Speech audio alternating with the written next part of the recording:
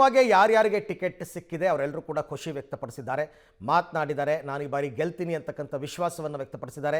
ನರೇಂದ್ರ ಮೋದಿ ಅವರನ್ನು ಮತ್ತೆ ಪ್ರಧಾನಿ ಮಾಡಬೇಕು, ಹಾಗಾಗಿ ನಾವು ಗರಿಷ್ಠ ಮಟ್ಟದ ಎಫರ್ಟನ್ನು ಹಾಕಿ ಗೆಲ್ತೀವಿ ಅಂತಕ್ಕಂಥ ಖುಷಿಯನ್ನು ವ್ಯಕ್ತಪಡಿಸಿದ್ದಾರೆ. ಪ್ರಹ್ಲಾದ್ ಜೋಶಿ ಅವರಾಗಿರ್ಬೋದು, ಉಮೇಶ್ ಜಾಧವ್ ಅವರಾಗಿರ್ಬೋದು, ಈವನ್ GM ಸಿದ್ದೇಶ್ವರ್ ಹಾಲಿ ಸಂಸದರಾಗಿದ್ದರೂ ಕೂಡ ಅವರ ಪತ್ನಿಗೆ ಟಿಕೆಟ್ ಸಿಕ್ಕಿದೆ.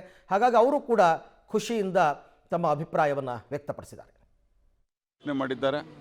ಧಾರವಾಡ ಕ್ಷೇತ್ರದಿಂದ ನನ್ನನ್ನು ಅಭ್ಯರ್ಥಿ ಅಂತೇಳಿ ಅಧಿಕೃತವಾಗಿ ಘೋಷಣೆ ಮಾಡಿದ್ದಾರೆ.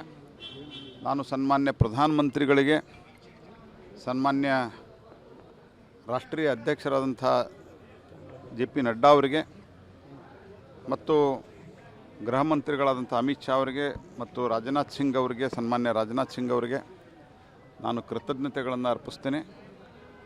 ಮತ್ತು ಒಟ್ಟಾರೆ ದೇಶದಲ್ಲಿ NDA 400ಕ್ಕಿಂತ ಹೆಚ್ಚು ಸ್ಥಾನಗಳನ್ನು ಗಳಿಸಿ, ಭಾರತೀಯ ಜನತಾ ಪಾರ್ಟಿ 370ಕ್ಕಿಂತ ಹೆಚ್ಚು ಸ್ಥಾನಗಳನ್ನು ಗಳಿಸಿ ನಾವು 3ನೇ ಬಾರಿಗೆ ದಾಖಲೆ ವಿಜಯವನ್ನು ಸ್ಥಾಪಿಸಲಿದ್ದೇವೆ.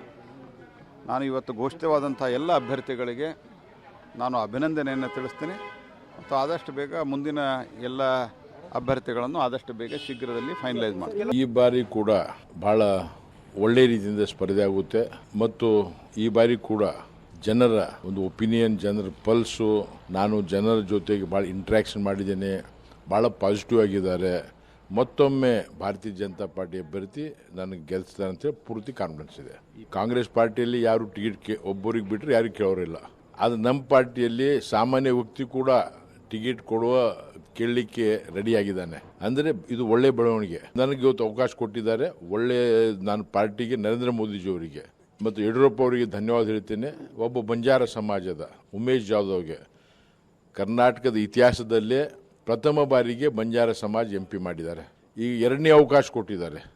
ಅದಕ್ಕೆ ನಾನು ನಮ್ಮ ವರಿಷ್ಠರಿಗೆ, ನಮ್ಮ ಹೈಕಮಾಂಡ್ಗೆ ನಾನು ಧನ್ಯವಾದ ಹೇಳ್ತೇನೆ. ನಮ್ಮ ಸಮಾಜಕ್ಕೆ ಅವಕಾಶ ಮಾಡಿಕೊಟ್ಟಿದ್ರೆ ನಾವು ಒಳ್ಳೆಯ ರೀತಿಯಿಂದ ನಾವು ದೇಶದಲ್ಲಿ ಕೆಲಸ ಮಾಡ್ತೀವಿ. ನನಗೆ ಸಂತೋಷದ ಭಾಷಣಗಳು.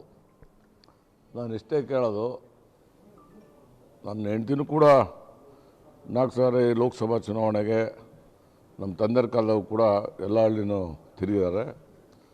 ಬೇರೆ ಬೇರೆ ವಿಧಾನ ಪರಿಷತ್ ಸಭೆಯ ಕೆಲಸದಲ್ಲೂ ಕೂಡ ನನ್ನ ಹೆಂಡ್ತಿ, ನನ್ನ ಮಕ್ಕಳು, ತಮ್ಮಗಳು ಎಲ್ಲರೂ ಮಾಡಿದ್ದಾರೆ.